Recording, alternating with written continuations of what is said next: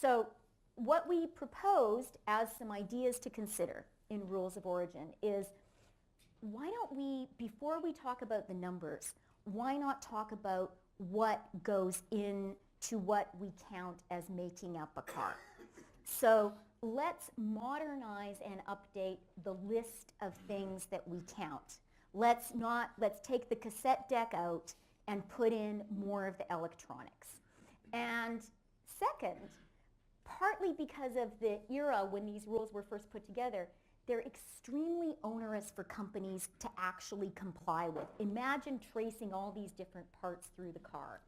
So we have some ideas for cutting the red tape for companies. Red tape that you can cut doesn't hurt any of the trading partners, it just makes all of us more competitive. What we've also thought about is we want to encourage the next generation of cars. So we think that in the rules of origin, let's think about maybe having some credits for electric cars,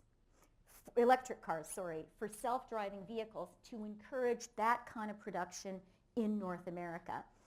And then finally, we have put forward some ideas about using North American steel and aluminum, because again, that's a sector that I think we would really like to encourage. So, but again, these were just sort of areas that we said, let's talk about them. And sorry, I missed one, which is realizing how important things like R&D are in the value of a car, and counting that more. And we see that also, frankly, as helpful for high-skilled, high-educated Canadian, but very much also American workers. We're never going to win if the race we think our workers is in is a low-skill, low-wage job.